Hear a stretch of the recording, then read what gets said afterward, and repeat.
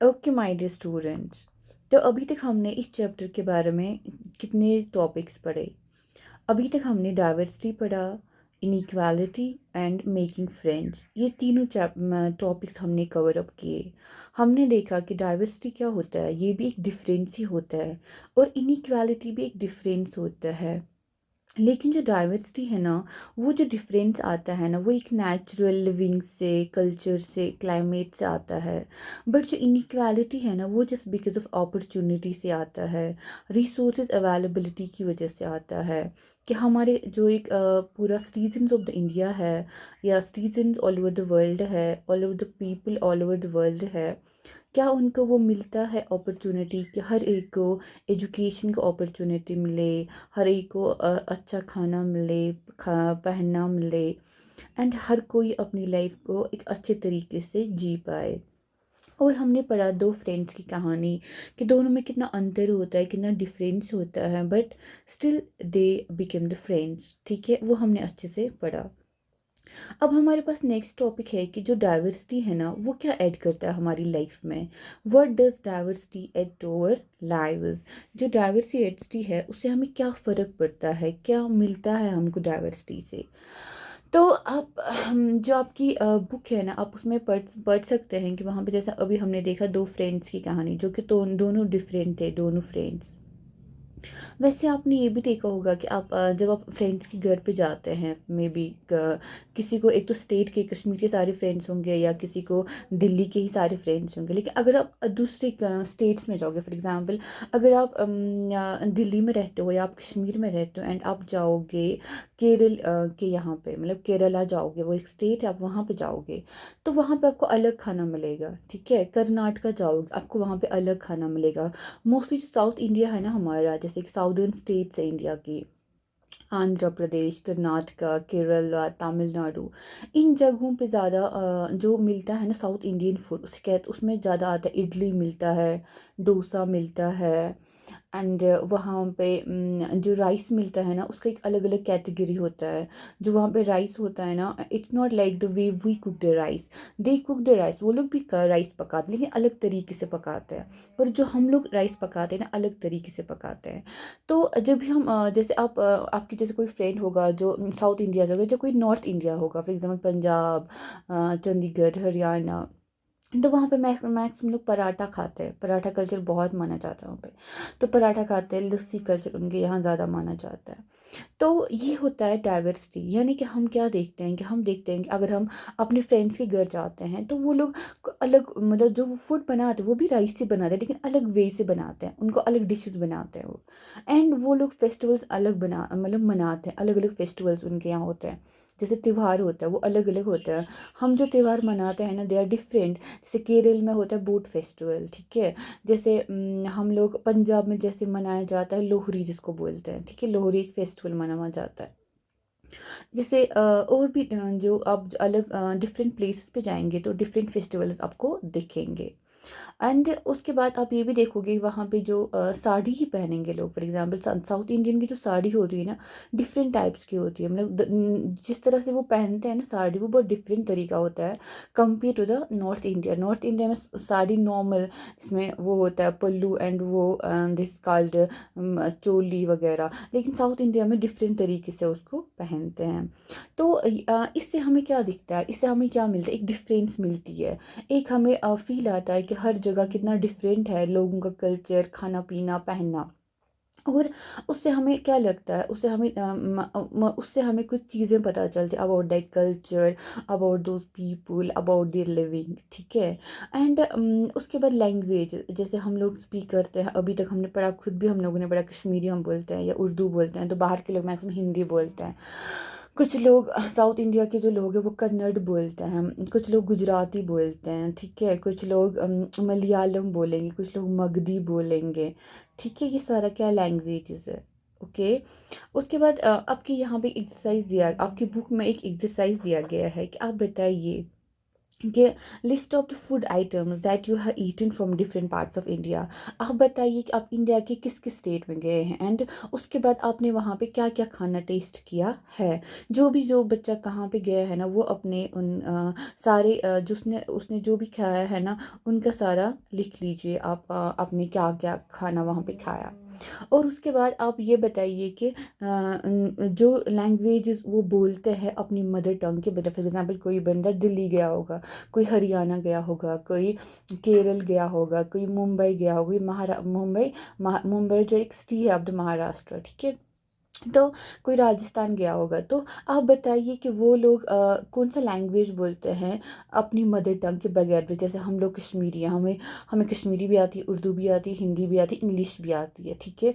और किसी को और भी लैंग्वेजेस आती होंगी, तो वैसे आप भी बताइए कि उनको वो लोग और कौन सी लैंग्वेज बोलते हैं बिसाइड्स देयर मदर टंग, जो उनकी मदर टंग है, यानी कि जो वहाँ पर नेटिव लैंग्वेज है। Mother tongue is the native language of a place. उसके बगैर वो कौन सी लैंग्वेज बोलते हैं, वो आप यहाँ पे लिख लीजिए। अब आप एक तो हमने देखा खाना पीना, ठीक है। अब आप देखिए अपने इंटरेस्ट हमारे जैसे होते हैं कि जैसे आप हम सब स्टोरी मतलब बुक रीडर्स होते हैं, हम लोग स्टोरीज पढ़ते हैं। बचपन से हम लोगों को एक स्टोरी कल्चर मिलता है अपने, या तो दादा दादी से, नाना नानी से, या पेरेंट्स से मिलता है, ठीक है। जैसे हम बच्चे थे तो हमको हमेशा नाना जी नानी जी कहानियाँ सुनाती थी। तो वैसे हर एक को एक कहानी का इंटरेस्ट होता है, हर एक इंसान का अपना एक टेस्ट होता है स्टोरीज का। किसी को मॉरल स्टोरीज पसंद आती है, किसी को एडवेंचरस स्टोरीज पसंद आती है, किसी को फन के लिए मतलब हंसी मजाक फन स्टोरीज पसंद आती है, एंड किसी को पसंद होता है कौन से टाइप ऑफ स्टोरीज जिसमें फ्रेंडशिप्स हो, जिसमें वॉरियर्स हो। तो सबका एक अलग अलग टेस्ट होता है, ठीक है। और ये सारा टेस्ट कहाँ से आता है, जब हम अलग अलग जगहों पे रहते हैं, जब हम अलग अलग चीज़ों को एक्सपीरियंस करते हैं, जब हम डिफरेंट एक लाइफ जीते हैं, ठीक है। तो उसके बेसिस पे लोग क्या करते हैं, फिर लिखते हैं, वो सारा चीज़ लिखते हैं उन कहानियों को जहाँ से वो रहते हैं, या अपनी इमेजिनेशन को वो लिखते हैं। तो फिर उस हिसाब से सबको अपना टेस्ट, जिसको जैसा टेस्ट हो तो वो वैसी स्टोरीज पढ़ता है। एक तो लिखने वाले भी अलग अलग जगह से हो, फिर पढ़ने वाले भी होते हैं जिसका अपना अपना इंटरेस्ट हो, वो क्या पढ़ना चाहता है। तो इससे हमें क्या मिलता है, इससे हमें एक वैरायटी मिलती है, एक डिफरेंस, एक डाइवर्सिटी मिलती है। ओके। लेकिन अब आप सोचिए कि अगर अगर अगर मतलब हम सोचेंगे जो हमारे राइटर्स हैं, जो स्टोरी टेलर्स हैं, लाइक आपके ग्रैंड पेरेंट्स हैं, या जो राइटर्स हैं, जो स्टोरी बुक्स लिखते हैं, अगर वो सब एक ही जगह से हो, एक ही टाइप का खाना खाते हो, दो ही ड्रेसेस पहनते हो, दो ही कलर्स लगा देखते हो, दो ही कलर्स पहनते हो, एक ही टाइप का फूड खाते हो, एंड हाँ, सिर्फ एक ही गेम खेलते हो, एंड वो लोग एक टाइप का खाना, एक टाइप का पीना, मतलब एक प्रॉपर वही खाना, वही पीना, वही कलर, वही पेट्स के साथ वही गेम्स खेलना। तो आपको क्या लगता है कि हमें कैसे वो जो लोग होंगे वो कैसे स्टोरीज लिख पाएंगे। तो जो ये स्टोरी राइटर्स हैं ना, या जो राइटर्स हैं या स्टोरी टेलर्स हैं, वो हमें किस टाइप की कहानी बता पाएंगे। जो अगर वो सारे स्टोरी राइटर्स या जो जो स्टोरी टेलर्स हैं जो कहानी बोलते हैं तो उनको स्टोरी टेलर्स बोलते हैं, जो राइटर्स हैं जो लिखते हैं स्टोरीज। तो अगर ये लोगों ने पूरी लाइफ में क्या किया होगा, अगर इट्स अ क्वेश्चन, आपके लिए सवाल पूछा गया, क्वेश्चन है आपके लिए। आप सोचिए, एग्जाम्पल है आपके लिए एक पजल है, एक क्वेश्चन है। आप बताइए इस सवाल का जवाब कि अगर वो सारी स्टोरी टेलर्स और जो हमारे राइटर्स हैं, अगर वो क्या करते हो, अगर वो दो ही कलर पहनते हो, या red for example red and white, अगर वो एक ही खाना खाते हो, मे बी पोटैटोज और टमाटोज, मे बी अगर वो एक ही पेट एनिमल को पालते हो, या दो पेट एनिमल को सेम ही सब लोग, जैसे डियर और कैट, और एक ही गेम खेलते हो स्नेक्स एंड लैडर्स। अब बताइए वो किस टाइप की कहानियाँ लिख पाएंगे। जो इंसान, जो स्टोरी टेलर्स है, जो स्टोरी राइटर्स, हमें सिर्फ सेम टाइप ऑफ खाना, सिर्फ सेम टाइप ऑफ सोना, सेम टाइप ऑफ मतलब वियरिंग हो, सब कुछ सेम हो, तो वो लोगों के पास वो लोग कैसा कहानी लिख पाएंगे। क्या आप ये सोच सकते हैं कि आप ऐसी कहानी लिख पाएंगे। आप बताइए मुझे, आप लिख लीजिए कमेंट्स में कि आप सोच सकते हैं ऐसी कोई कहानी जहाँ पे एक आर्टिस्ट, एक राइटर को सेम टाइप ऑफ हर चीज़ मिलता हो, हर दिन उसका सेम ही सेम हो, तो वो क्या लिख पाएगा। एंड क्या आप ऐसी जगह को एंजॉय कर पाओगे कि जहाँ पे like there is no variety, हर दिन सेम ही सेम है, कुछ नहीं है, कुछ नया नहीं मिल रहा है, दो ही कलर्स है, दो ही पेट्स, सिर्फ हर दिन वही है। How will you feel? अब आप मुझे बताइए कि अगर आप ऐसी जगह पे आपको डाला जाएगा, तो आप क्या मिस करोगे उस जगह के बारे में? आप क्या मिस करोगे? कौन सी 5 चीज़ें आप मिस करोगे अगर आप इस टाइप ऑफ लाइफ, मतलब इस टाइप ऑफ का लिविंग होगा?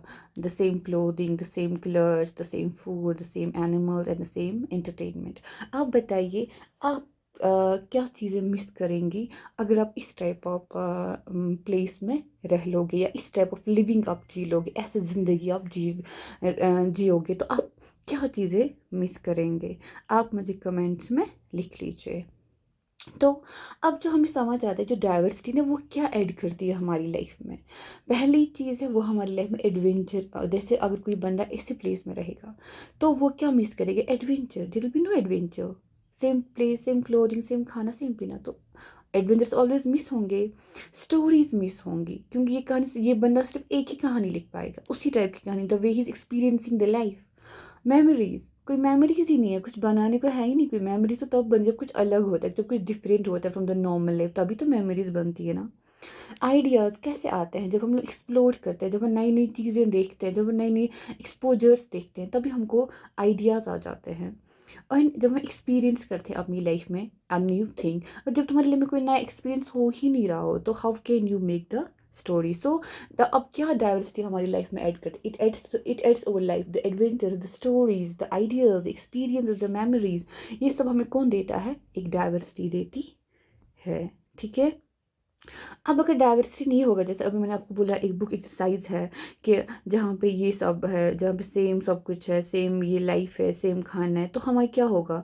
अगर कोई डाइवर्सिटी नहीं होगी तो क्या होगा? एक मोनोटोनी होगी, कोई एडवेंचर नहीं होगा, कोई एक्सपीरियंस नहीं आप कर पाओगे, कोई नया आइडिया नहीं आपको आए, कोई क्रिएटिविटी नहीं होगा। And there will be only one type, मतलब सब सेम ही कुछ बोलेंगे, सब सेम जैसा होगा। सेम को क्या हर दिन एक एक उस सेम में क्या आएगा नया? कुछ नहीं, कोई क्रिएटिविटी खत्म हो जाएगी। और अब आप बताइए, क्या आप ऐसी जगह पे मिस करेंगे? जैसे हमने अभी ऊपर पढ़ा, हम उसमें क्या क्या चीज़ें मिस करते हैं। ठीक है। अब जो है ना, अब हम पढ़ेंगे डाइवर्सिटी इन इंडिया। इंडिया है ना, वहाँ पे कौन सी डाइवर्सिटी है? ठीक है।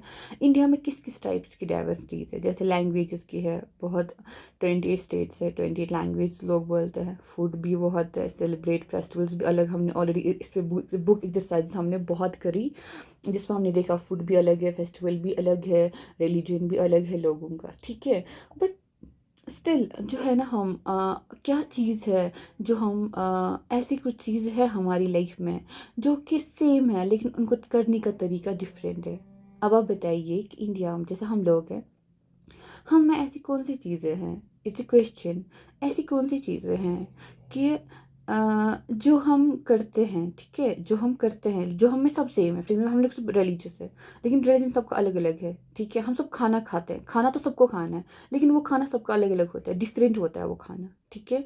रिलीजन हम सबको मानते हैं, किसी ने कोई ना कोई बिलीफ सिस्टम हम सबका है, बट उस बिलीफ सिस्टम में क्या है? सबका तरीका अलग है, वी पे डिफरेंटली। तो अब एक नीचे एक्सरसाइज दिया गया है इसी बात पे कि हम लोग, हम में जो इतना सारा वैरायटी, इतना सारा डाइवर्सिटी हम में है। ठीक है।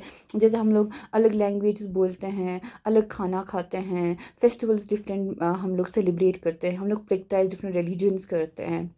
बट इस सब में बहुत सारी चीज़ें हैं, ये मतलब जो हमें सिमिलर है। ठीक है। जैसे कि रिलीजन है, सब किसी ना किसी को मानते हैं, खाना हर कोई खाता है, कपड़ा हर कोई पहनता है, त्योहार हर कोई मनाता है, बट सबको करने का तरीका अलग अलग है। ठीक है।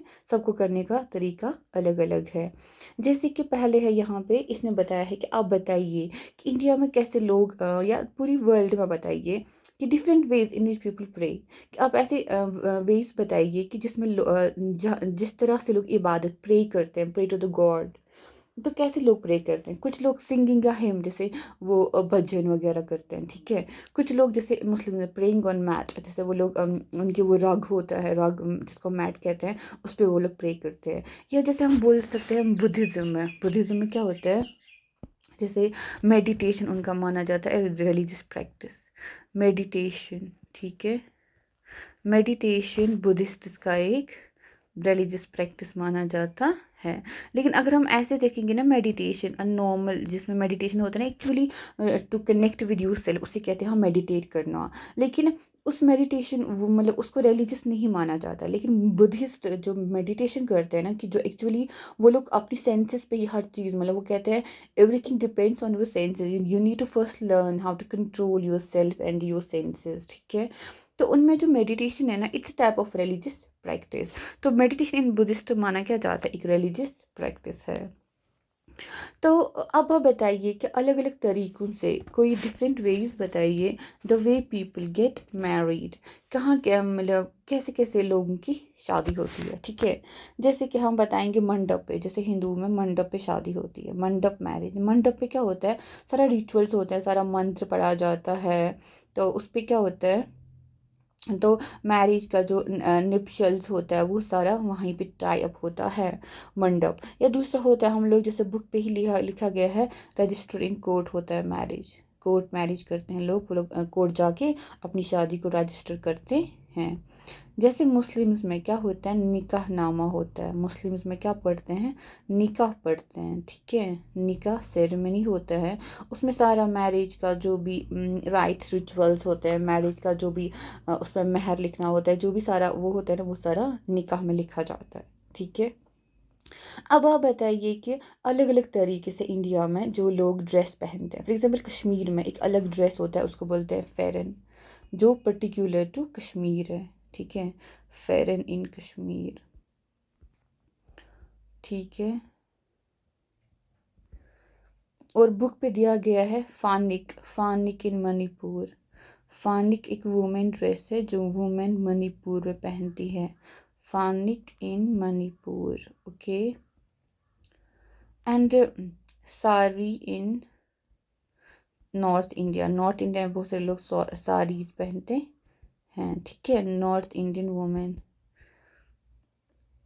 साड़ीज जो वुमेन पहनती है इन नॉर्थ इंडिया।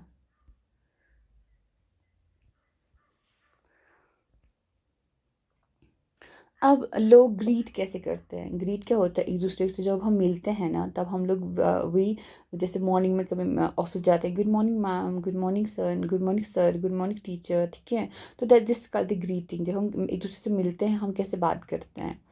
तो जैसे कश्मीर में हम बोलते हैं अस्सलामु अलैकुम, when Muslims meet each other they say अस्सलामु अलैकुम, ठीक है, वालेकुम अस्सलाम। एंड झारखंड में लोग बोलते हैं जोहर, क्या बोलते हैं, जोहर बोलते हैं। इसमें झारखंड में जब वो मिलते हैं एक दूसरे को कहते हैं जोहर। जैसे सिक्स सिक्स होते हैं, या नॉर्थ इंडिया पंजाब, वहाँ पे लोग क्या बोलते हैं, सत श्री अकाल, फॉर एग्जाम्पल मोस्टली जो है ना, या सत श्री अकाल बोलते हैं। या हिंदू हिंदू मोस्टली वो कहते हैं जैसे नमस्ते। ये सारा क्या है, ग्रीटिंग्स है, ठीक है। फिर लोग बनाते हैं राइस डिफरेंट वे, जैसे बहुत सारे लोग बिरयानी बनाते हैं, चावल से हम लोग क्या बनाते हैं, बिरयानी, ठीक है। लेकिन उसको क्या होता है, या तो मीट भी डालते हैं या तो वेजिटेबल्स भी डालते हैं, ठीक है। या तो हम लोग वेजिटेबल बिरयानी बनाते हैं, या तो हम लोग नॉन वेज बिरयानी खाते हैं, ठीक है। अब कश्मीर में जैसे हम लोग बनाते हैं उसको क्या बोलते हैं, हम जैसे खट्टा खाते हैं, एक तो हम लोग पुलाव खाते हैं, ठीक है। एंड दूसरा हम खाते हैं फ्राइड राइस, या तो मटन हो या तो चिकन हो, मटन और चिकन, या वेजिटेबल फ्राइड राइस खाते हैं, ठीक है। हम लोग कश्मीर में ये सब खाते हैं।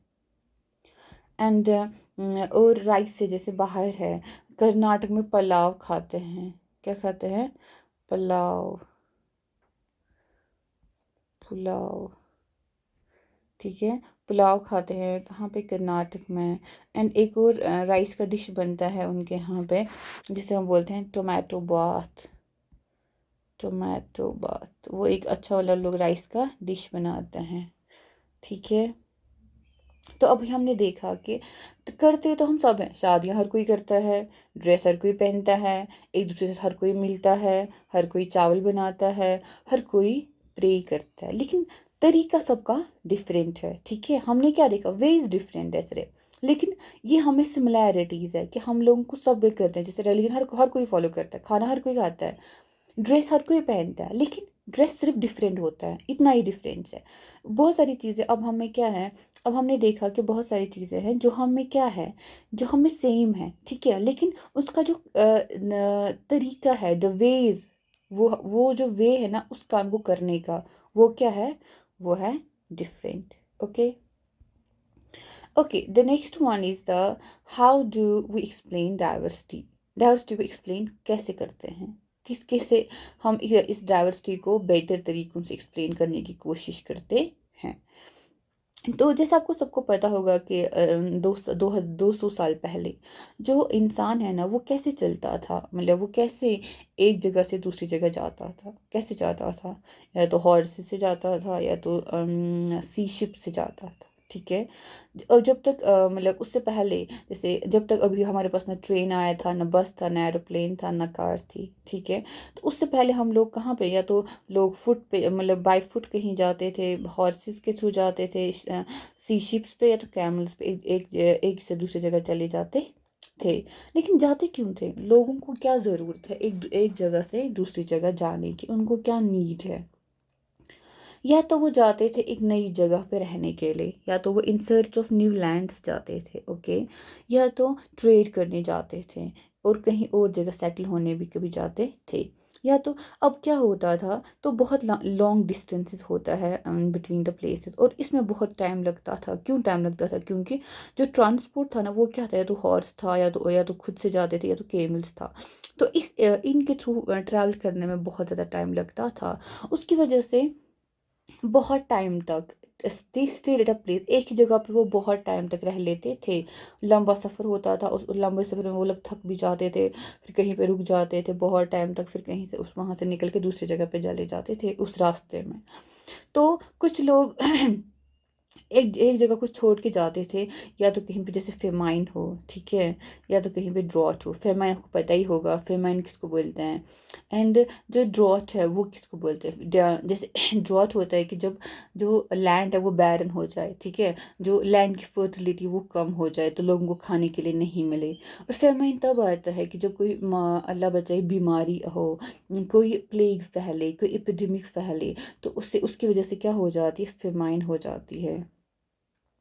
या कुछ लोग कहाँ जाते थे, इन सर्च ऑफ वर्क, ठीक है, नई नई जगहों पे काम के सिलसिले में जाते थे। या कोई इंसान किसी जगह को छोड़ता था क्योंकि उसको जंग का, बिकॉज ऑफ वॉर लगता, वहाँ पे जंग हो रही हो किसी जगह पे। पुराने ज़माने में तो बादशाह का सारा राज होता था, बादशाहों का, तो वो लोग अक्सर जंग होती थी between the empires, between the territories. तो उसकी वजह से भी लोग एक जगह को दूसरी जगह एक जगह को छोड़ के दूसरी जगह चले जाते थे। लेकिन जब ये लोग एक जगह से दूसरी जगह जाते थे, तो वहाँ पे क्या होता था, लोग बदल जाते थे थोड़ा थोड़ा। जैसे तुम अभी कश्मीर में हो, तुम दिल्ली जाओगे तो वहाँ पे खाना डिफरेंट मिलेगा, वहाँ पे रहने के लिए अलग अपार्टमेंट, अलग अलग वो फ्लैट मिलेगा, उसमें अलग तरीके से हो रहना होगा। जैसे वहाँ पे जो खाना लाना है, खाने खाने का सारा सिस्टम है वो डिफरेंट है। ढाबाज बहुत है वहाँ पे, बहुत पराठा लोग खाते हैं वहाँ पे, लोग ये खाते हैं, लाइक जो भी वहाँ पे मतलब मैक्सिमम बनता होगा तो उसी का डिश देते होंगे बना के। तो ये क्यों होता है, जैसे कश्मीर वहाँ पे क्यों नहीं वही मिलेगा जो तुम कश्मीर में खाते हो, नहीं मिलेगा, क्यों, क्योंकि हर जगह एक डिफरेंट होता है। तो जब वो नई जगह पे जाते थे वो थोड़ा सा बदल जाते थे, और वहाँ पे वो अपने घर बनाते थे। बदलते क्यों थे, मे बी वहाँ पे डिपेंड करता रिसोर्सेज कैसे होंगे, वहाँ पे क्या अवेलेबिलिटी होगी, उसी हिसाब से लोग यूज़ करते हैं चीज़ों का। तो वो अपने वो जो है ना, फिर भी वो मतलब they manage it in their old veg, कहीं ना कहीं वो अपने उसको भी क्या मैनेज कर ही लेते थे। तो उसकी वजह से क्या, मतलब ये जो सारा चीज़ें से एक जगह से हम लोग दूसरी जगह जाते हैं, जैसे हम लोग नॉर्मली कहीं शिफ्ट करते हैं तो कितना सारा सामान उठाना पड़ता है, कितना चेंज लाना पड़ता है, नया नेबरहुड, नया नया रहन सहन, नया खाना पीना, और नया नया लोगों से नया मतलब मिलने का तरीका जो भी होता है सब डिफरेंट हो जाता है। तो वैसे ही उनका जो लैंग्वेज होता था, उनका जो खाना होता था, म्यूज़िक, रिलीजन, ये सारा मिक्स हो जाता था, ओल्ड एंड न्यू। जैसे पुराना एक तो वो हो गया जो वो ऑलरेडी सीख के आए थे, जो जहाँ से हम लोग जाते हैं ना, वहाँ का हमेशा, जैसे अभी बहुत सारे कश्मीरी हैं जो यूएस में रहते हैं, ठीक है। बहुत सारे कश्मीरी जो यूके में रहते हैं, बहुत सारे कश्मीरी हैं जो फ्रांस में रहते हैं। तो कहीं वो अपना वो जो कश्मीरी वाला कल्चर, कश्मीरी वाला जो ये होता है ना, क्लोथिंग, खाना पीना, वो उनके हमेशा साथ ही रहता है। लेकिन ऐड क्या हो जाता है, ऐड होता है कि जो वहाँ पे वो सीखते हैं, जैसे वहाँ पे वो पिज़्ज़ा बनाना सीखेंगे, पिज़्ज़ा खाना सीखेंगे। वहाँ पे वो लोग क्या फ्रेंच फ्राइज, अलग अलग डिशेस, फिर अलग अलग खा ये ड्रेसेस, अलग अलग वो देखेंगे। क्या उनका वर्क कल्चर कितना डिफरेंट होगा, वो लोग कैसे एक दूसरे से बात करते होंगे, लैंग्वेज कितना डिफरेंट है, उनका फ्रेंच बोलनी है वहाँ पे। तो ये सब क्या होता है, मिक्स हो जाता था, ओल्ड एंड न्यू। ओल्ड वो जो इंसान साथ लेके जाता है, कहाँ से साथ लेके जाता है, जहाँ पे वो जाता है। एंड न्यू, जहाँ न्यू वहाँ का, जहाँ जिस जगह पे वो अब रहने गया, उस जगह का भी वो कुछ ना कुछ अडेप्ट कर ही लेता है।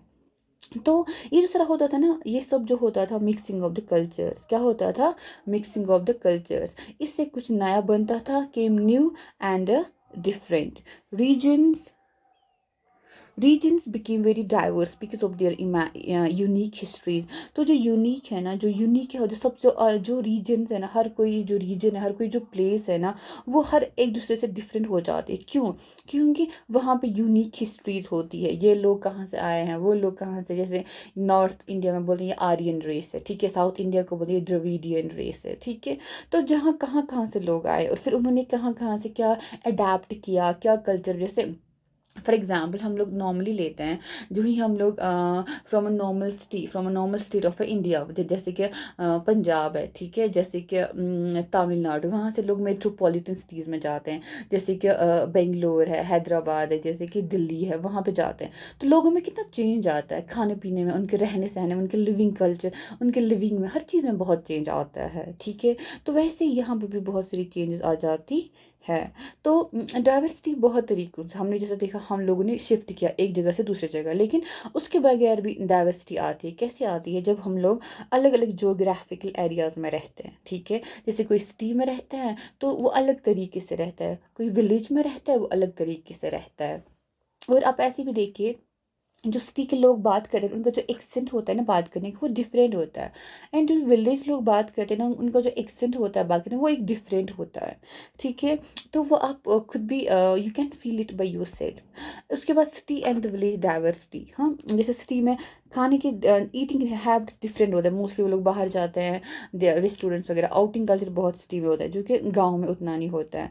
वर्किंग डिफरेंट होता है, जैसे सिटी के लोग मैक्सिमम का बाहर काम करते हैं, एंड गाँव के लोग फील्ड्स में काम करते हैं, किचन गार्डन्स में करते हैं। एंड उसकी वजह से क्या होता है, जो सिटी के लोग होते हैं ना, वो अपनी सराउंडिंग्स उतना टाइड नहीं होते, उतने कनेक्टेड नहीं, जितने विलेज के लोग बहुत सराउंडिंग से कनेक्ट होते हैं। एंड जो सिटी के लोग हैं, they don't grow their own vegetables, but जो ये है, जो सिटी के लोग हैं ना, वो हमेशा कहाँ से लाते हैं वेजिटेबल, अपने मार्केट से लेते हैं। लेकिन जो गांव के लोग होते हैं, वो वेजिटेबल्स खुद उगाते in the kitchen gardens, in the fields. And उसके बाद वो बहुत कनेक्टेड रहते हैं विद देयर सराउंडिंग्स, ओके। तो अभी हमने पढ़ा कि जो डाइवर्सिटी है ना, वो कैसे आया, वो लोगों से, क्योंकि उन्होंने शिफ्ट किया एक जगह से दूसरी जगह। लेकिन एक और तरीके से डाइवर्सिटी आती है, उसे कहते हैं जोग्राफिकल एरिया।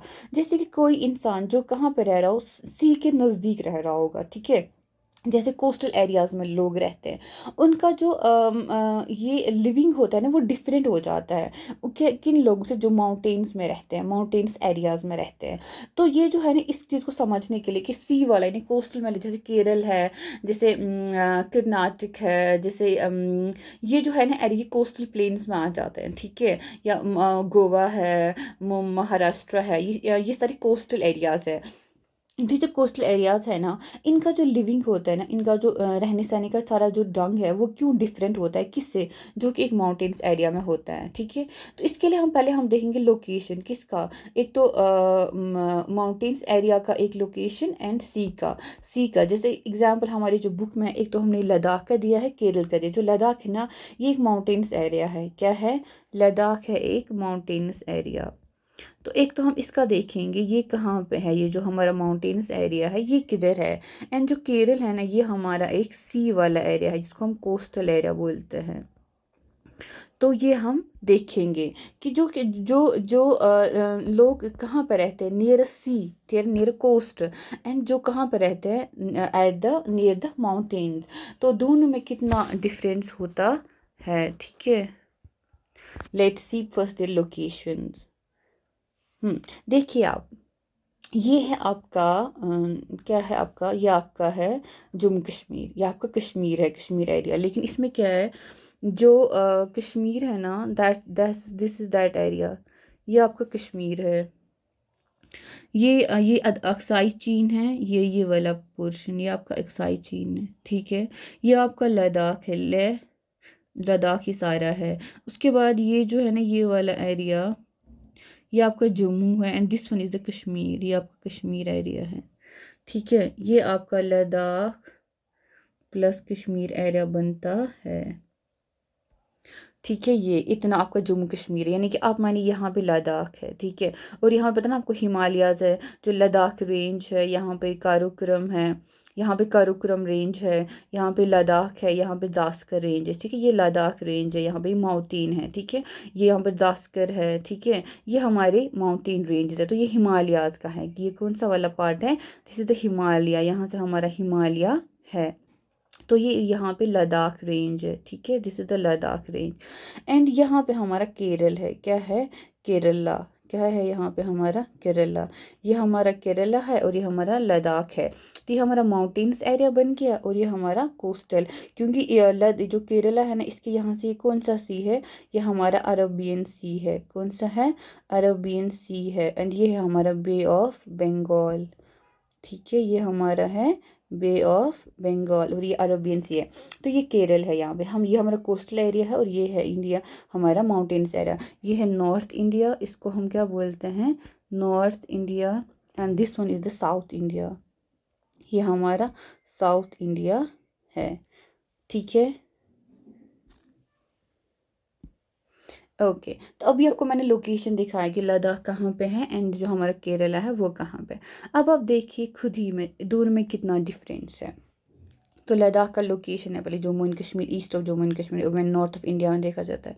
कोल्ड डेजर्ट है कि जहाँ पे बारिश नहीं होता है। ठीक है, कोल्ड डेजर्ट का मतलब होता है कि जहाँ पे बारिश ही नहीं होता है, लेकिन मैक्सिमम ईयर वहाँ पे क्या होता है, बर्फ़ से भरा होता है। मैक्सिमम ईयर वहाँ पे बर्फ़ मतलब जमी हुई बर्फ़ होती है, तो उसे बोलते हैं कोल्ड डेजर्ट, जहाँ पे बारिश बहुत कम होता है और जहाँ पे मैक्सिमम ईयर में क्या पूरा साल वो स्नो से बर्फ़ से कवर्ड रहता है, उसे हम कहते हैं कोल्ड डेजर्ट। तो उसकी वजह से क्या होता है, वहाँ पे एग्रीकल्चर उतना ज़्यादा पॉसिबल नहीं होता है। ठीक है, और वहाँ पे बारिश नहीं होती, तो ये मैंने बताया। और जब वहाँ पे बारिश ही नहीं होगा तो क्या होगा, तो ट्रीज उगेंगे नहीं। ठीक है, तो लोग फिर क्या करेंगे, लोग हमेशा क्या एनिमल्स को पालेंगे, शीप एंड गोट्स को। जो वहाँ के गोट्स हैं ना वो बहुत स्पेशल होते हैं क्योंकि उनसे प्रोड्यूस होता है पश्मीना वूल। और उसके बाद वो लद्दाखी है ना, वो इस लद्दाख की जो पीपल है वो इस वूल को कलेक्ट करते हैं, फिर कश्मीर के ट्रेडर्स को बेचते हैं। फिर जो कश्मीर के ट्रेडर्स हैं ना वो इस वूल से पश्मीना शॉल्स बनाते हैं। क्या बनाते हैं, पश्मीना शॉल्स। वहाँ के लोग खाते हैं मीट, क्यों, बिकॉज वहाँ पे एग्रीकल्चर उतना है नहीं। और मिल्क प्रोडक्ट्स खाते हैं जैसे चीज़ एंड बटर। हर कोई जो फैमिली है ना उसके पास कोई ना कोई गोट होती है, काउज होती है और याक्स होती है। जो वहाँ पे एक मतलब काउ टाइप होता है उसको हम याक कहते हैं, जो लद्दाख में मिलती है। और इवन कि एक डेजर्ट है, मतलब वहाँ पे कोल्ड डेजर्ट है, कुछ मिलता नहीं है, कुछ उतना खाने को है नहीं, उतना रहने को है, मतलब उतना मतलब एग्रीकल्चर नहीं है, उतना फर्टिलिटी नहीं है। बट फिर स्टिल ये क्या है, एक अट्रैक्ट करता है ट्रेडर्स को। लद्दाख फिर भी क्या करता है, अट्रैक्ट करता है ट्रेडर्स को। ये एक it's considered a good route, किसकी क्या माना जाता है, एक गुड ट्रेड रूट, क्योंकि इसमें बहुत सारे पासेस है। पासेस होते हैं माउंटेन, जैसे एक माउंटेन है। ठीक है, ये एक माउंटेन है, जैसे कि दिस इज अ माउंटेन। ठीक है, तो ये माउंटेन रेंज है। तो जो माउंटेन का ये होता है ना, ये वाला, दिस वन, ये वाला, जो कि जहाँ पे माउंटेन्स मैक्सिमम, यहाँ भी जो हाईरीज में माउंटेन्स है ना, तो इनमें क्या रहता है, इनमें रहता है स्नो या ग्लेशियर, ठीक है, ग्लेशियर्स रहते हैं या स्नो होता है।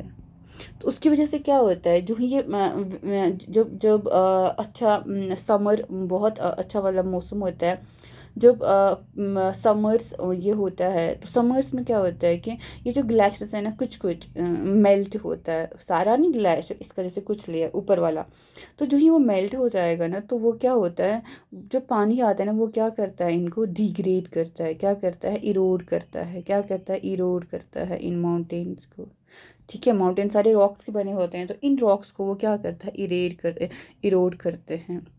तो उसकी वजह से जब बहुत सालों तक ये इरोजन चलता है ना, तो वहाँ पे क्या बनते हैं, पासिस बनते हैं, क्या बनते हैं, पासिस बनते हैं। कैसे बनते हैं पासिस, जब बहुत सालों तक वो जो melting of glaciers, melting of snow होता रहता है ना, तो जो ही पानी ऊपर से आता है, और पानी मतलब ये बहुत हाई ऑल्टीट्यूड पे है, जो लद्दाख है ये बहुत हाई ऑल्टीट्यूड पे है फ्रॉम द सी लेवल। तो जब ये बड़े फोर्स से आता है, जो ये पानी होता है ना, बहुत फोर्स से आता है, उस फोर्स की वजह से क्या होता है, बहुत सालों तक ये जब कंटिन्यू होता है, तो ये इन सारे माउंटेन्स को इरोड करके वहाँ से रास्ते देता, क्या बनाता है, ये पासिस बनाता है, ठीक है। तो उसकी वजह से क्या बनते हैं, ट्रेड रूट्स बनते हैं। जब माउंटेन कहीं पर कटता है फ्रॉम अ ट्रेड, तो वहाँ पे एक रूट बन जाता है। तो बहुत सारे कारवान्स पुराने ज़माने में, जैसे मर्चेंट्स होते हैं ना, मर्चेंट्स होते हैं जो क्या करते थे, जो सामान बेचते हैं एक जगह से दूसरी जगह, उन्हें उनके, क्योंकि अब उस जगह, उस ज़माने में तो ये नहीं होता था ना, बस कार बस कुछ नहीं होता था, बहुत सारे हॉर्सेस होते थे और बहुत सारे लोग होते थे जो पूरी इस कम्युनिटी का सामान उठा के उसमें रखते थे, जो किसी एरिया में निकलता था, फिर उसको पूरा उठा के दूसरे दूसरे एरिया में ले जाते थे, फिर वहाँ पे बेचकर वहाँ का सामान लाते थे, या वहाँ पे वो उससे अर्निंग होता था, जो उनकी करेंसी वगैरह होती थी। तो वो कारवान वहाँ से ट्रैवल करता था इन पासिस से, मतलब जो ये माउंटेन पास बनता है, तो बंद कहाँ पहुँचते थे, तिब्बत, ठीक है। यहाँ पे लद्दाख है और ये आपका तिब्बत है, ठीक है। लद्दाख के यहाँ इस साइड में जो यहाँ नॉर्थ है, जो कि अब चाइना की टेरिटरी है, तो वहाँ पे क्या है आपका तिब्बत। तो ये जो कारवान है ना, ये क्या टेक्सटाइल यानी कपड़ा बेचते थे, स्पाइसेस बेचते थे, रॉ सिल्क बेचते थे, एंड कारपेट, जैसे कालीन होता है आज के जो हम डालते हैं कमरों वगैरह में। और जो बुद्धिज़्म है ना, ये जो रिलीजन लाते थे ना, प्रीच करते थे, कहाँ पहुँचा, तिब्बत, कहाँ से पहुँचा, लद्दाख, यानी कि लद्दाख से जो बुद्धिज़्म है ना, वो तिब्बत पहुंचा। तिब्बत में मैक्सिमम लोग बुद्धिस्ट हैं, तो लद्दाख को इसलिए लिटिल तिब्बत भी बोलते हैं। जो इस्लाम है ना, वो भी इंट्रोड्यूस हुआ लद्दाख में 400 ईयर्स अगो। वहाँ पे भी सिग्निफिकेंट मुस्लिम पॉपुलेशन है, और वहाँ पे रिच औरल होता है, जो हम बोलते हैं औरली आप औरल टेस्ट है आज, आपको सुनाना है आज। तो औरली होता है which we speak, which we say. तो उनका रिच औरल ट्रेडिशन ऑफ किसका है, सॉन्ग्स एंड पोइम्स, अक्सर गाते रहते हैं वो सॉन्ग्स एंड पोइम्स। तो लोकल वर्जन ऑफ द उनका जो नेशनल एपिक है ना, नेशनल सॉन्ग है, केसर सागा उसको बोलते हैं, उसको वो परफॉर्म करते हैं, और बहुत दोनों मुस्लिम्स एंड बुद्धिस्ट दोनों वो ये सॉन्ग गाते हैं। कौन सा सॉन्ग, उसका नाम है केसर सागा। क्या नाम है, केसर सागा, जो क्या है, नेशनल एपिक, क्या है, नेशनल एपिक। अब आप देखिए कि ये हो गया आपका लद्दाख, ठीक है। अब देखिए आप किसका, केरल का। केरल मैंने बताया south west corner of India, India के साउदर्न पार्ट में है, सराउंडेड बाय सी देखा हमने ऑन वन साइड, और hills on the another side, ठीक है। मनी स्पाइस जैसे कि पेपर, क्लो, कार्डमम्स यहाँ पे उगाए जाते हैं। जो स्पाइसेस है ना, इस रीजन को अट्रैक्शन बनाते हैं ट्रेडर्स के लिए। जिविश एंड यहाँ पे कौन से ट्रेडर्स आए, जिविश और अरब ट्रेडर्स जो यहाँ पहले आए केरल में। सेंट थॉमस था, ठीक है, सेंट थॉमस एक अपोस्टल ऑफ क्राइस्ट था, वो यहाँ पे आया 2000 साल पहले, एंड उसी ने क्रिश्चियनिटी इंडिया में लाई। बहुत अरब ट्रैवलर्स यहाँ पे आए और यहाँ पे सेटल भी हुए। इब्न बतूता था एक मोरक्को ट्रैवलर, जो मोरक्को से आया था, जो अफ्रीकन कॉन्टिनेंट का एक कंट्री है। उसने क्या लिखा, ट्रैवल लॉग, यानी कि जो ट्रैवल जब लोग करते हैं ना, फिर वो लिखते हैं about the travel, about the lives. उसने मुस्लिम्स की लाइफ के बारे में लिखा, एंड उसने बोला कि वो बहुत रेस्पेक्टेड कम्युनिटी वहाँ पे थी। और फिर एक पुर्तगीज था, पुर्तगीज पता है, पुर्तगाल एक क्या है, कंट्री ऑफ द वर्ल्ड है। पुर्तगाल एक यूरोपियन कंट्री है, ठीक है। जो पुर्तगाल है ना, वो क्या आया, उसका वहाँ का एक बंदा, उसका नाम है वास्को डे गामा, वो एक पुर्तगीज था, ठीक है, यानी कि जो वो हुआ था पुर्तगाल। उसने इंडिया का डिस्कवर किया, sea route of India from Europe to India. उसने इंडिया का सी रूट डिस्कवर किया। किसने किया? Vasco da Gama. अगर आपको कोई पूछेगा who discover the sea route of India, even आपने जीके में भी पढ़ा होगा, तो it was the Vasco da Gama who discover the sea route of India. तो ये सारे इन्फ्लुएंस की वजह से जो लोग केरला में है ना, बहुत सारे रिलीजन प्रैक्टिस किए। क्यों? देखो, एक तो यहाँ पे पुर्तगीज़ भी आए, एक तो यहाँ पे मोरक्को ट्रैवलर इब्न बतूता भी आया, ज्यूइश भी आए, अरब्स भी आए, सारे लोग आए। तो ये सब ने अपना इम्पैक्ट वहाँ पे डाला। इस्लाम, जुडाइज़म, क्रिश्चियनिटी, हिंदुज़म, सब लोगों ने कुछ ना कुछ उसको दिया। जो वहाँ के फिशिंग नेट्स है, जब जब लोग, जिस तरह हमारे यहाँ भी जब हम बच्चे हैं, बच्चे नहीं, बड़े बड़े जो आदमी हैं या बड़े बड़े हमारे एडल्ट्स हैं, भाई लोग हैं, वो लोग क्या जाते हैं, वो जैसे फ़िशिंग करने जाते हैं कभी कभी, तो उनके जो फ़िशिंग नेट्स हैं ना, वो एग्जैक्टली कैसे दिखते हैं? चाइनीज़ फ़िशिंग नेट्स की तरह। इसलिए उनको बोलते हैं चीना वाला, वहाँ के फ़िशिंग नेट्स को बोलते हैं चीना वाला। यूटेंसिल उनके जैसे क्या उनके जो बर्तन हो ना, जो जो वो यूज़ करते हैं फ्राइंग के लिए, ठीक है, फ्राई जब हम करते हैं ना, जैसे मछली को फ्राई करते हैं, जैसे चिकन को फ्राई करते हैं, कोई सब्जी को हम लोग फ्राई करते हैं फ्राइंग पैन, तो उनका जो वो यूटेंसिल्स यूज़ करते हैं ना, बर्तन यूज़ करते हैं फ्राइंग के लिए, उसको वो कहते हैं चीना चट्टी। ऐसा कहा जाता है कि जो चीन वर्ड है ना, चीन भी आया है कहाँ से? चाइना से। तो उनके यहाँ पे क्या है? फर्टाइल लैंड भी है, जो क्लाइमेट है वो किसके लिए सूटेड है? राइस के लिए। और पीपल वहाँ पे राइस, फिश और वेजिटेबल्स खाते हैं। तो आपने देखा कि दोनों में कितना डिफरेंस है, कि मतलब आप देखिए, जो लद्दाख है मैक्सिमम लोग नॉनवेज खाते हैं, जो यहाँ पे है मैक्सिमम लोग वेजिटेबल्स भी खाते हैं, लेकिन वेजिटेबल्स भी खाते हैं, उतना यहाँ पे हमने देखा नहीं कि वो लोग उतना नॉनवेज खाते हैं। और यहाँ पे सारे ट्रेडर्स आए, सारा यहाँ पे रिलीजन्स है, इस्लाम की, जुडाइज़म, क्रिश्चियनिटी, हिंदुज़म, बुद्धिज़्म, जबकि यहाँ पे हमने दो ही के बारे में पढ़ा, बुद्धिज़्म एंड द मुस्लिम, इस्लाम के बारे में। तो आपने देखा कि दोनों को क्या है, दोनों को चाइनीज़ एंड अरब ट्रेडर्स का इन्फ्लुएंस है, दोनों को क्या है, कल्चरल इन्फ्लुएंस भी हो चुके हैं। और ज्योग्राफी ऑफ केरला है ना, उसने जो जैसे केरल का ज्योग्राफी कैसा है? कोस्टल है, सी एरिया है, तो उसने ट्रेडर्स को क्यों अट्रैक्ट किया? वहाँ पे कोई क्यों ट्रेडर आएगा? क्योंकि स्पाइसेस के लिए अट्रैक्शन था। एंड जो लद्दाख है, उसने क्या किया? उसने कारवान्स को क्या दिया? पासिस दिए, उसने रूट्स दिए उन मर्चेंट्स को जो वहाँ से ट्रैवल कर सके, ताकि वो अपना ट्रेड कर सके। तो आज भी, जैसे आज भी हम किसी अलग स्टेट में क्या जाते हैं, काम करने के लिए जाते हैं, कंट्री जाते हैं, हम भी वहाँ से इन्फ्लुएंस होके आ जाते हैं। अब इंडिया में एक और इम्पॉर्टेंट कंसेप्ट है, दैट्स यूनिटी इन डाइवर्सिटी।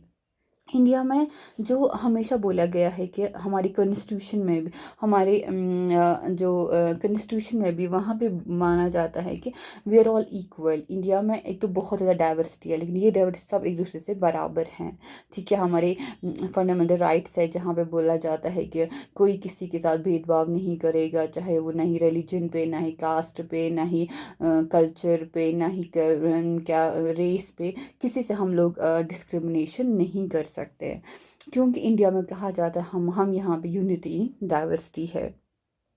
तो इंडिया डाइवर्सिटी है ना, ये यहाँ का सोर्स ऑफ स्ट्रेंथ है। क्या है? सोर्स ऑफ स्ट्रेंथ, यानी कि ये इंडिया को क्या बनाती है? मजबूत बनाती है, स्ट्रॉन्ग बनाती है। कि जब जब इंडिया पे किसका रूल था? ब्रिटिश का रूल था। उस वक्त मैन, वुमेन, सारे cultural, social, religious and regional background से, जो कि अलग अलग बैकग्राउंड से आते थे, अलग अलग जगहों से आते थे, वो सब साथ आ गए। क्या आ गए? साथ आए, came together to fight against the British. तो उन्होंने सबने साथ में क्या बोला? हम लोग जॉइंट एक्शन करेंगे, साथ में जो भी फैसला करेंगे, जो भी हम काम करेंगे, वो साथ में करेंगे। हम साथ में जेल भी जाएंगे, हम साथ में अलग अलग तरीके ढूंढेंगे, किसको? ब्रिटिश को अपोज करने के लिए। यानी कि जो जब जब उस टाइम जब जब इंडियंस ने किसके खिलाफ जंग लड़ी? ब्रिटिश के खिलाफ। जब उन्होंने बोला हमें ब्रिटिश से आज़ादी चाहिए, ब्रिटिश से हमें खुद को आज़ाद करवाना है, तो उस टाइम सब लोग साथ में आए, चाहे वो किसी भी कल्चर का था, किसी भी सोशल स्टेटस का था, रिलीजियस का था, रीजनल, किसी भी रीजन से, सब साथ हो गए, मैन वुमेन सब साथ हो गए। बोला हम सबको साथ लड़ना है। क्यों? क्योंकि हमें ब्रिटिश को यहाँ से निकालना है। तो सब ने बोला हम लोग साथ में काम करेंगे, साथ में जेल जाएंगे, सब सब साथ में ब्रिटिश को अपोज करेंगे। तो ब्रिटिश ने बोला कि वो, उसको लगा कि हम इंडिया को डिवाइड कर सकते हैं। क्यों? क्योंकि इंडियंस बहुत डिफरेंट है, क्योंकि यहाँ पे बहुत ज़्यादा डाइवर्सिटी है। तो लोगों ने लेकिन दिखाया कि जितने भी वो डिफरेंट है ना, फिर भी वो क्या है? साथ है इस लड़ाई में। जो वो जंग लड़ रहे हैं ब्रिटिश के खिलाफ, इस जंग में वो सब साथ हैं, वो अलग नहीं हैं। तो क्या हो, एक इंसिडेंट होता है in the history of India. एक इंसिडेंट होता है कि जब यहाँ पे बैसाखी होती है। कहाँ पे होती है बैसाखी? इन द पंजाब में बैसाखी होता है। बैसाखी एक फेस्टिवल माना जाता है, ठीक है। ये कौन सा, इसको शायद हार्वेस्टिंग फेस्टिवल होता है, ठीक है। इसे कहते हैं बैसाखी, ठीक है। तो ये फेस्टिवल अप्रैल में मनाया जाता है कि जब जब क्रॉप्स उगाए जाते हैं, काटे जाते हैं, दोनों में से कुछ है। तो क्रॉप फेस्टिवल, ये बैसाखी एक अच्छा मतलब बहुत बड़ा फेस्टिवल माना जाता है। बहुत अच्छे से लोग इसको मनाते, सेलिब्रेट करते हैं इन द बिग इसमें बिग क्राउड्स में। तो वैसे ही लोग जमा हो गए थे इस फेस्टिवल को मनाने के लिए। कहाँ पे? जलियनवाला बाग में, उसे कहते हैं जलियनवाला बाग। उसमें सब लोग कहाँ लोग मिल गए थे, मतलब एक जगह पे जमा हो गए, एक जगह पे आए थे। अमृतसर में ये जगह है, वहाँ पे सब लोग जमा हो गए थे। किस चीज़ के लिए? बैसाखी को मनाने के लिए। क्या था इस फेस्टिवल का नाम? Baisakhi. You can Google in it and find different like Baisakhi क्या होता है, इसमें क्या होता है ना। You can read it on the Google. Baisakhi कहाँ कब मनाया जाता है? अप्रैल में मनाया जाता है, ठीक है। इस फेस्टिवल को ही मनाने के लिए आए थे। कहाँ पे आए थे? जलियनवाला बाग में, साइकिल में, जलियनवाला बाग में, सॉरी। तो उस टाइम बहुत सारा वो भी हो रहा था कि मतलब इस वाले जो था ना, बैसाखी में सब लोग जमा हो गए थे। मैन थे, वुमेन थे, हिंदू, सिख, मुस्लिम, रिच पुअर, सब जमा हो गए थे, ठीक है। सब लोग फेस्टिवल को भी मनाना चाहते थे एंड कुछ प्रोटेस्ट भी करना चाह रहे थे अगेंस्ट द ब्रिटिश। लेकिन क्या होता है कि वहाँ पे एक जनरल आता है, आर्मी जो ब्रिटिश जनरल आता है, जो सारी इस पे क्या मतलब without a warning, without any warning आप यहाँ से चले जाइए। वो मतलब ओपन फायर करता है, मतलब अपने सारे लीड जो भी उसके साथ मिलिट्री होता है, अपने सारे जो भी उसके साथ ऑफिसर्स होते हैं, उन सबको ऑर्डर करता है कि आप फायरिंग करो, लोगों पे ऐसी फायरिंग कर लो। तो बहुत सारे लोग क्या हो जाते हैं, मर जाते हैं। बच्चे, बूढ़े, औरतें, लड़के, मर्द, सब लोगों को बहुत डेथ्स होती है। एंड बहुत सारे वहाँ पे एक वेल भी है, उसको वेल दे मतलब आज भी कहते हैं कि वहाँ पे एक वेल है। उसमें भी बहुत सारे लोगों ने क्या मतलब कूद गए उस वेल में, ठीक है। क्योंकि बाहर के मतलब पूरा जो ये जालियनवाला बाग है ना, ये पूरा मतलब कंक्रीटेड है फ्रॉम एवरी साइड। तो मतलब दीवार मतलब सब लोग नहीं जा सकते थे दीवार से। तो उस पे क्या हुआ ना, फिर इस वाले मैसेकर पे एक सॉन्ग लिखा गया है, जैसे कि आप अपनी बुक में देख सकते हैं। सॉन्ग क्या है? Don't forget the days of blood O friend, in the midst of your happiness remember to shed a tear first. तो ये कहता है कि ये आप भूल मत जाना मेरे दोस्तों कि वो एक दिन था जिस दिन बहुत खून बहा था, कि हम सब बहुत खुश थे। In the midst of your happiness remember to shed a tear for us. जब आप लोग यहाँ पे खुशियाँ मनाओगे लाइफ में, जब आप त्यौहार मनाओगे, बैसाखी या कोई और फेस्टिवल, तो हमारे लिए मत भूलना एक आंसू बहाना। क्यों? The hunter has thrown away every single flower, do plant a flower in the desert garden dear friend. उस टाइम एक हंटर आया, मतलब जो जनरल डायर बोला जाता है मोस्टली। तो उसी ने क्या किया था, उसने बोला ऑर्डर किया था टू द आर्मी मैन, आप लोग फायरिंग कर लीजिए, आप लोग फायरिंग करो। एंड उसके बाद क्या होता है, the hunter has torn away, that Hunter ने सारा हर एक सिंगल फ्लावर, मतलब हर एक इंसान जो उस बाग में था, उस सब को क्या उसने टॉर्न किया, नहीं मार डाला। अब यहाँ पे आप इस गार्डन में जो ये गार्डन खाली हो चुका है, वहाँ पे मतलब बहुत सारे लोग मारे गए थे। तो इस गार्डन में तुम फिर से एक फूल लगाना। Having falling to blades we slept in the Jallianwala Bagh. हम सबको गोलियों से उड़ा मतलब मारा गया, तो हम सब मर गए in the Jallianwala Bagh. Do light a lamp on this lonely grave O friend, मेरी इस कब्र पे तुम कभी क्या एक लैम्प जलाना। The blood of Hindus and Muslims flows together today. आज हमने देखा जो सारे हिंदू और सारे मुस्लिम, उन दोनों का, उन सब का खून साथ में बहा। Do soak your robe in the river of blood dear friend। आप भी some rot in jails while others lie in their graves। तुम देखोगे कुछ लोग अभी भी जेल्स में बेचारे सड़ रहे हैं और कुछ लोग ग्रेव्स में पड़े हुए हैं। Do shed a few tears for them O friend, उनके लिए कुछ आंसू बहाना मेरे दोस्त। तो उस ये लिखी है, ये इंडियन पीपल्स थिएटर एसोसिएशन में ये पोइम आज भी दिखती है, ठीक है। तो ये पोइम लिखी गई on this Jallianwala Bagh massacre, जिसमें हमने देखा कि सबका खून साथ बहा था, जिसके लिए लड़ रहे थे। तो इसमें क्या हुआ, बहुत सारे सॉन्ग्स एंड सिंबल्स इसमें इमर्ज हुए ड्यूरिंग द फ्रीडम स्ट्रगल, जो लोगों को क्या कॉन्स्टेंट रिमाइंड करते थे कि इंडिया में क्या है, rich tradition of respect for the diversity है। तो इस वाली मतलब जो मैसेकर है उसके बाद बहुत सारे सॉन्ग्स लिखे गए, बहुत सारे सिंबल्स, बहुत सारे आर्ट्स मतलब आर्टिस्ट ने बहुत सारी चीज़ें लिखी बनाई, विजुअल्स ऑडियो सब चीज़ें। एंड फिर उसके बाद हमेशा लोग ये गाते थे फिर ऐसे वाले सॉन्ग्स जिनको जो उससे हमेशा याद आता था कि हम लोगों का जो है, हम लोग साथ थे, even though we are different but we are always same equal. तो अब जवाहरलाल नेहरू की एक बुक है, उसका नाम है the discovery of India. Who was Jawaharlal Nehru? He was the first prime minister of the India.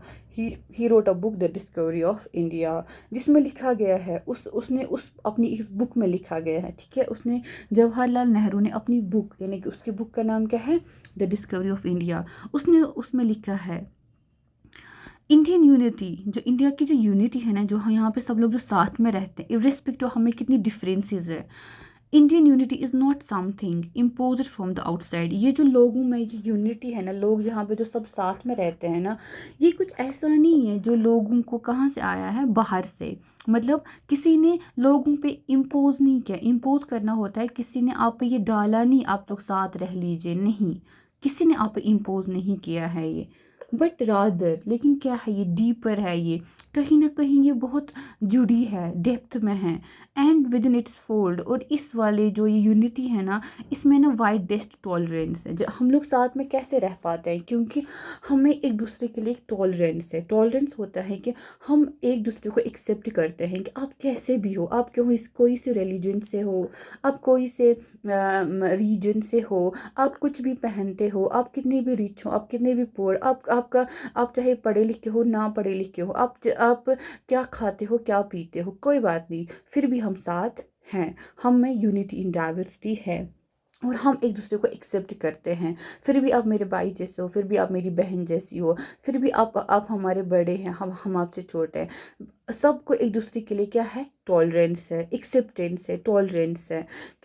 जिसमें क्या बहुत सारा बिलीफ है। बिलीफ होता है सबके अलग अलग रिलीजन्स है, जैसे कि बुद्धिस्ट है, बुद्धिज़्म है, यहाँ पे सिखिज़्म है, यहाँ पे क्रिश्चियनिटी है, जुडाइज़्म है, इस्लाम, क्रिश्चियन, ये हिंदुइज़्म है। बहुत सारे रिलीजन्स इंडिया में पाए जाते हैं।